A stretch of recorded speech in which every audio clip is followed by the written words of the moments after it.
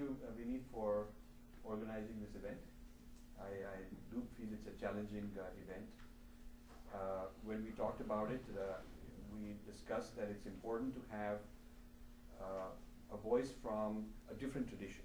It's very important to have voice, and it's important to have dialogue, and it's important to have healthy disagreement also, and do it in a nice way. And I'm very glad and grateful that we need to organize this event. And also Shikha for her leadership in organizing and mobilizing the whole community for this event. She's a student at Princeton University.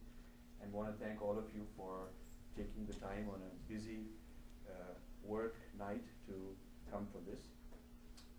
I want to start by saying that the book, which I hope you'll get a copy of, is not a book that is promoting a religion or knocking down a religion. It is certainly not a book advocating Hinduism by any means, and it is not a book that is attacking Christianity by any means. It's a book that is looking at India as a nation, a collection of a large diversity of people, of all the faiths possible, and many kinds of diversity, and the risks they face from certain kinds of external threats. Now, these are not the only threats that Indians face. They face many problems. There's economic problems, there's water shortage problems, and you can just make a whole list of things. But the project of this book selected out of the whole range of problems being faced that threaten the security, integrity, sovereignty of India, and unity of India, selected those problems that start from a foreign nexus, the foreign nexus being located outside, and we focused on the one in the West, because I live here and I understand that dynamics. So US-based and European-based nexus of forces that are posing a kind of threat which is not the kind of threat people normally study and normally notice. Normally people notice, there's a military threat, there's a nuclear threat from somebody or whatever.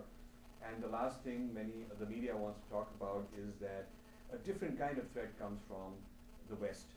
And that has to do with appropriating Indian minorities in the name of saving them, or in the name of converting them, or giving them human rights, but actually in a way that changes their identity, their sense of history, sometimes very fabricated ideas of history, gives them a sense of victimhood, that they are victims of the nation, and it has the effect over a period of time of tension, and that tension can erupt into violence.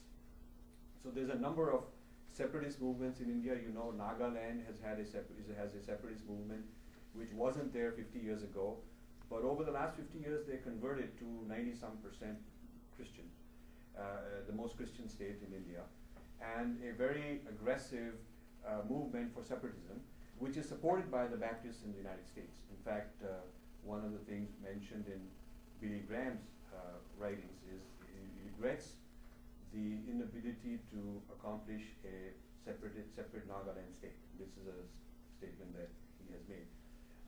So one can, if one looks at individual items like this, one can sort of dismiss them and say, well, this is something independent of whatever. But there's too many of these. And I don't use the word conspiracy. I know in the emotion of the talk that is Vinit's word. I say that there's a pattern.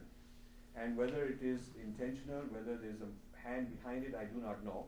I'm presenting the data that I'm sure of, and I'm happy to discuss that data. So it's the coming together of a number of these forces. They are not just Christian forces, they are also secular, very left-wing kind of forces that are doing this in the name of human rights. There are government agencies. There are involvements of US federal government, European governments, and various such governments. And then there's a lot of individuals. So the thesis is not about whether or not a particular religion is good or not, but it is about what certain institutions are doing, and these institutions may or may not be acting in the best interest of that religion that they claim to be representing. So that's the sort of discussion that I would like to have. There are some myths that the book takes on directly. One of them is this myth of Aryan-Dravidian divide, which has been promulgated since the 1800s and by British missionaries at the time. Both the Aryan theory and the Dravidian theory emerged emerged in a very big way. It certainly came up in the discourse in the 1800s, creating this divide of Indians into these two camps. And I have a couple of recent blogs on Huffington Post. I won't go into all the theory for lack of time, but there are copies outside that people can help themselves with of this, how the Aryan theory came about, what was the agenda and the motive behind it, and how it's been refuted. And the other side of the coin is the Dravidian theory, which is alive, active, it is very mainstream, it is central of politics in Tamil Nadu and in South India in general. And so how these theories have come about is a major critique or a major part of this book. And then a new kind of identity called Dravidian Christianity, which has been born more recently, which claims that there is a link between early Christianity coming to India and the rise of the Tamil classics. The Tamil people are very proud of classics they have, which actually are as old as Sanskrit, and they predate Christianity. But there is a fabrication of history to make them seem more recent so that they can be shown to be under the influence of St. Thomas or some Christian people. And this Christianization of Dravidian identity is yet another myth. So the first, the Aryan myth, then the Dravidian myth, and the Dravidian Christianity myth. And Dravidian Christianity is not just talking about not just changing the history of the Tamil classics. There's a huge amount of other things going on. There are some conferences we mentioned in this book, which have happened since 2005 onwards almost every year, in fact even before, where scholars are brought in as part of this worldwide project of Dravidian Christianity under the rubric of rediscovering the history of religion in India. And there are papers after papers talking about things like how the Bhagavad Gita actually came after Jesus and it had some influences, and Krishna is actually a derivative of Christ, and Krishna's profile in the Mahabharata was very violent. One very famous statement made by an academic scholar who was writing the 13 volume critical edition of Mahabharata for the Western Academy, that the Mahabharata subtitle is God's genocide. That this is really Krishna comes to commit genocide. And so then the idea of love is introduced through Jesus for the first time. And so Krishna's profile has to be softened up, and he has to have love and so on. And then the bhakti starts, and this idea of Gita is incorporated, interpolated later on into the Mahabharata. So there's many, there are people who specialize in just one item and those in another item. And to the casual, uninformed person, they may seem unconnected. But then there's people who put it all together and make an overarching thesis out of it. So until this whole overarching thesis is understood, you don't know the significance of what somebody's work is when they're just trying to say, I'm changing the date of something to something else. So that's a huge part of the project. Now, human rights is a very important program that I'm sure we share our views on human rights everywhere. Human rights need to be better. Human rights are a problem in India. There are underprivileged people, there is no denying that. Their plight has to be upgraded.